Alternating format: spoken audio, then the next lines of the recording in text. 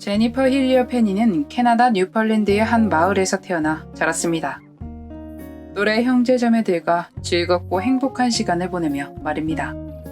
쑥쑥 자라 고등학교에 들어간 제니퍼는 딘 페니를 만나게 됐고 썸을 타고 사랑을 하며 함께 살기 시작했습니다. 두 사람은 작은 마을인 세인트 앤터니에 정착해 마리나와 디아나를 길렀습니다.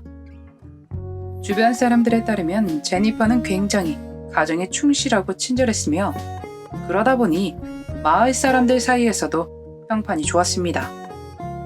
2016년 9월 제니퍼 인생에 변화가 생깁니다. 남편 딘과의 사이가 소원해졌고 그와 이혼하기를 원했습니다.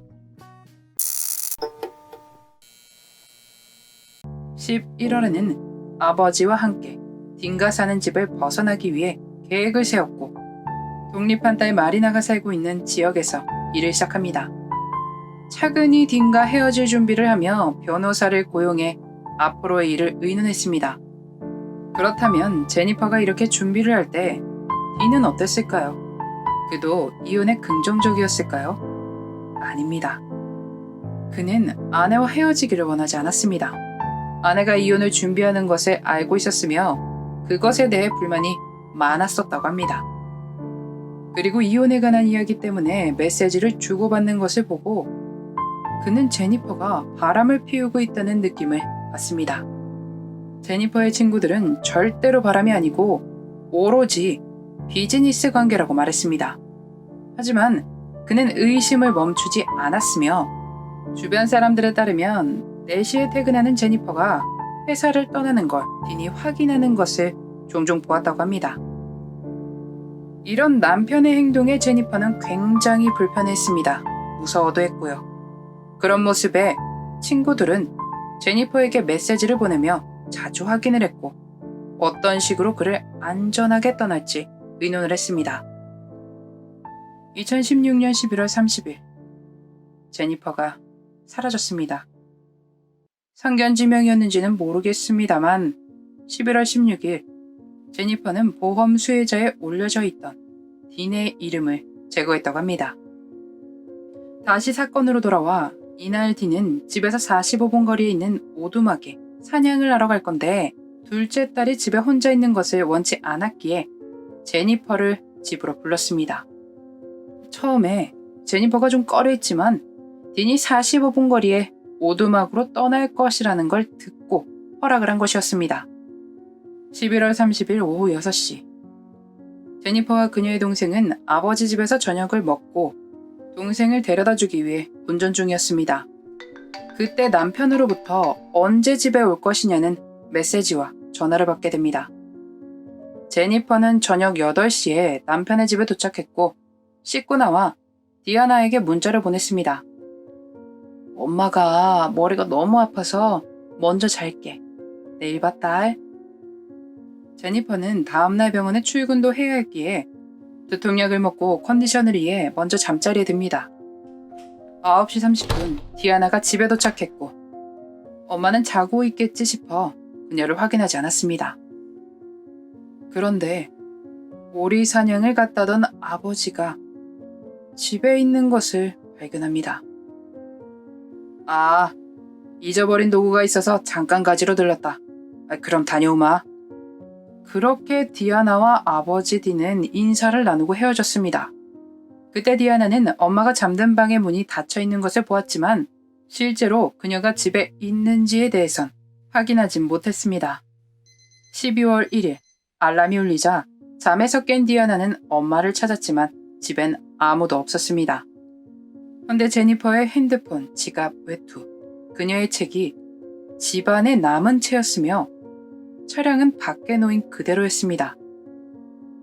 이상함을 느끼고 디아나는 할머니와 할아버지에게 연락했고 두 사람은 서둘러 딘의 집으로 찾아왔습니다.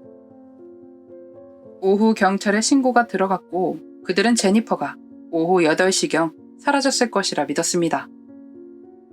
디아나는 경찰에게 어머니와 아버지가 이혼하려고 준비 중이었으며 다른 지역에서 일을 하기 위해 면접을 준비 중이었다고 알렸습니다. 친구들은 제니퍼가 이혼하는 것에 두려움을 느끼고 있었던 것을 제보했습니다. 이런 이야기들에도 불구하고 경찰은 단순히 그녀가 자기의 의지하에 마을을 떠난 것이라고 생각했습니다. 가족들도 제니퍼가 이렇게 아무 이유 없이 떠날 리가 없다고 주장했습니다.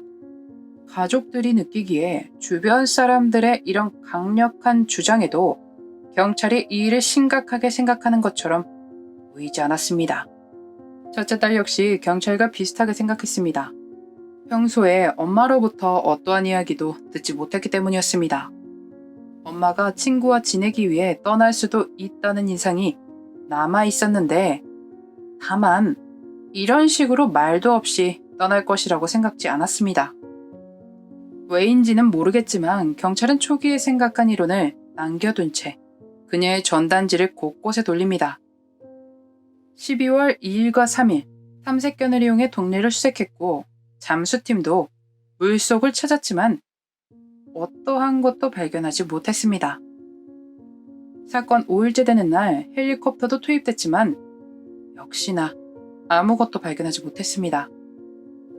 이 수색에 경찰과 지인들 그리고 자원봉사자들이 참여했지만 참 매정하게도 남편 디는 참여하지 않았습니다.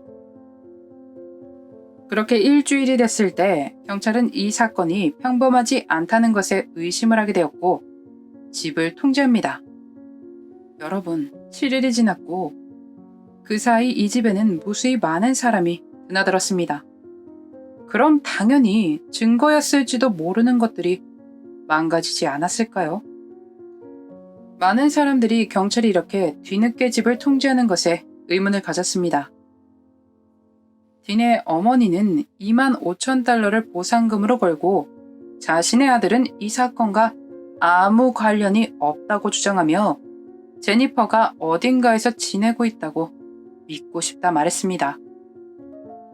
이것에 대해 사람들은 자신의 아들에게 시선이 쏠리는 것을 막기 위해 보상금을 건 걸 것이라 의심했습니다. 제니퍼를 찾지 못한 채 시간이 흘러갔습니다.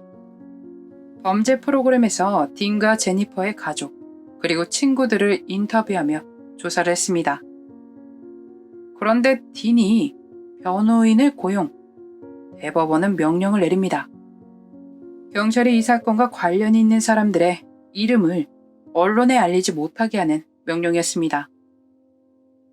딘의 변호사는 이 사건에 대해 공개적인 언급을 거부합니다. 자신은 그 당시 오두막이 있었기에 전혀 관련이 없다고 딘은 모든 혐의를 부인했습니다. 그러며 그날 당일 제니퍼가 남자랑 메시지를 보냈다고 주장했지만 사람들은 그랬다고 하더라도 그게 사라짐의 이유가 될 수 없다고 반박했습니다. 또한 그는 이미 능숙하게 사냥을 하는 사람인데 장비를 빼놓고 갔다는 게 말도 안 된다고 믿었습니다. 2018년 그에게 거짓말 탐지기 테스트 요청을 했지만 변호사의 조언을 받고 거부했습니다. 그녀의 사건은 지속적으로 수사가 이어졌습니다. 그러다 2019년 6월 세인트 앤터니에 이상한 소문이 퍼지기 시작합니다. 버려진 에어 매트리스에서 뼈 같은 걸 발견했다라는 소문이었는데 이것을 첫째 딸 마리나가 확인하지만 헛소문이었습니다. 제니퍼의 사건은 많은 사람들이 기억하고 있으며 그녀의 가족과 지인들이 여전히 수색을 주도하고 있습니다. 경찰들이 처음부터 그녀 스스로 집을 나간 것이라 믿지 말고 좀 더 주변의 이야기들을 귀 기울여 들었었더라면, 집을 조금 더 일찍 통제했었더라면, 남편 딘에 대해 좀 더 일찍 더 많은 걸 조사했었더라면 이 사건은 다른 결과를 맞이하지 않았을까 하는 아쉬움이 남습니다. 그랬었더라면 딘도 오명이 생기진 않았었겠죠. 늘 말씀드리지만 차라리 어디선가 잘 지내고 있었으면 좋겠습니다. 너무 찜찜함이 남아있는 제니퍼 페니의 그날의 미스터리였습니다.